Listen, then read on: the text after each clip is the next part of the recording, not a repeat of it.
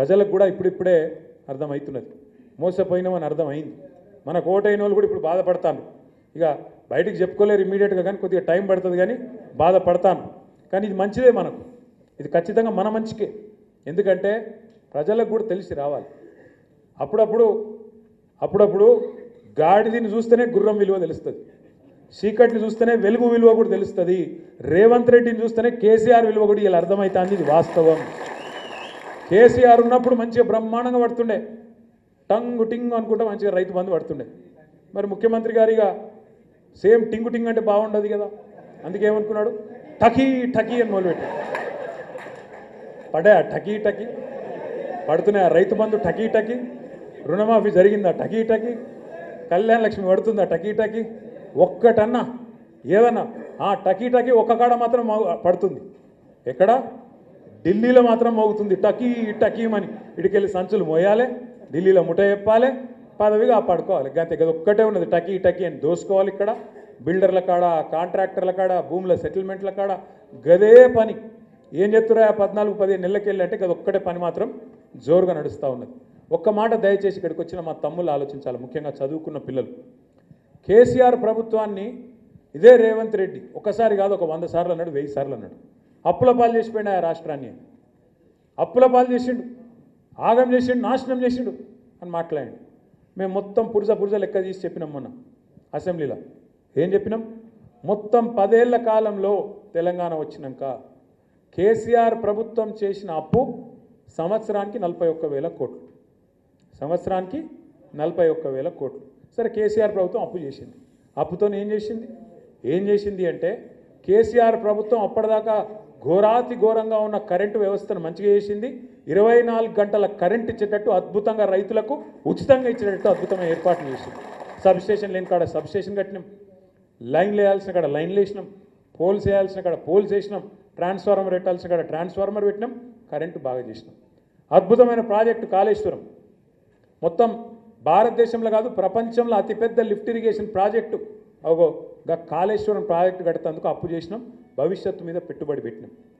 నల్లా నీళ్ళు లేని దుస్థితి, ఆడబిడ్డలు నెత్తి మీద కుండ పెట్టుకొని బిందె పెట్టుకొని కిలోమీటర్లు పోయే అవస్థ ఏదైతే ఉండేనో అగో దాన్ని మిషన్ భగీరథతోని బ్రహ్మాండంగా మొత్తం తుడిచిపెట్టి శాశ్వతంగా ఇంటింటికి నల్లా పెట్టి నీళ్ళిచ్చిన ప్రభుత్వం కేసీఆర్ ప్రభుత్వం. 73,000 కోట్ల రూపాయలు, ఒకసారి కాదు, 2 సార్లు కాదు, 12 సార్లు 12 కాలాలు మీకు రైతు బంధు రూపంలో 73,000 కోట్ల రూపాయలు, 70 లక్షల రథాల్లో టైంకు టంచన్గా వేసింది కేసీఆర్ ప్రభుత్వం. 28,000 కోట్ల రూపాయలతోని 2 సార్లు ₹1,00,000 దాకా రుణమాఫీ చేసింది కేసీఆర్ ప్రభుత్వం. జిల్లాకు ఒక మెడికల్ కాలేజ్ పెట్టింది కేసీఆర్ ప్రభుత్వం.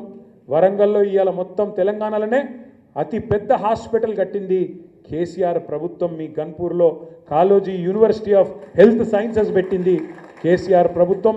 మీ పక్కనే ఉన్న పరకాల్లో భారతదేశంలోనే అతిపెద్ద టెక్స్టైల్ పార్క్ పెట్టింది కేసీఆర్ ప్రభుత్వం. మరి ఏం చేసిండు కేసీఆర్? సంవత్సరానికి 40,000 కోట్ల అప్పు చేసి అంటే నన్ను చదువుమంటే ఇంకో గంట చదువుతా. 200 గురుకుల పాఠశాలలు ఉంటే దాన్ని 1022 చేసిండు కేసీఆర్ ప్రభుత్వం. మరి నేను అడుగుతున్నా రేవంత్ రెడ్డి గారు, ఆనాడు మిషన్ కాకతీయ, ఇంకా చాలా ఒకటి కాదు చెప్పాలంటే సానుని, ఆ రోజు అన్నవు నువ్వు కేసీఆర్ను 40,000 కోట్ల అప్పు చేసిండు సంవత్సరానికి అని అన్నవు. మరి ఇవాళ నీ ప్రభుత్వం వచ్చినాక 14 నెలల్లో రేవంత్ రెడ్డి ప్రభుత్వం చేసిన అప్పు ఎంతో ఎరికేనా మీకు?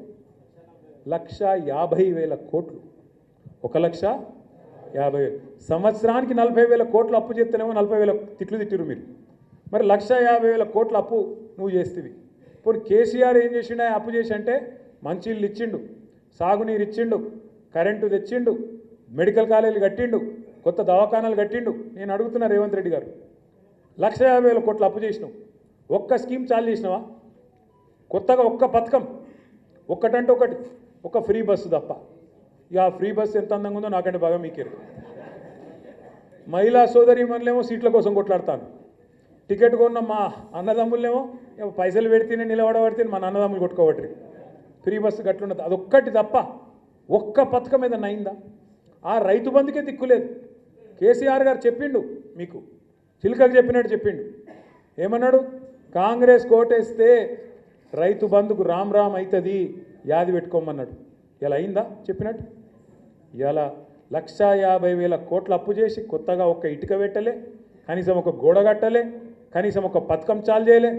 ఏడవైనా పైసలు మరి ఢిల్లీలో ఠకీమని ఢిల్లీలో మాత్రం రాహుల్ గాంధీ కాడ పైన ఉండే ఢిల్లీ పెద్ద లెవెల్ అవుతున్నారో ఆడ మాత్రం మంచిగానే పడుతున్నాయి. అందుకే రేవంత్ రెడ్డి ఈడ మార్కులు పడుతున్నాయి, దుకాణం నడుస్తుంది.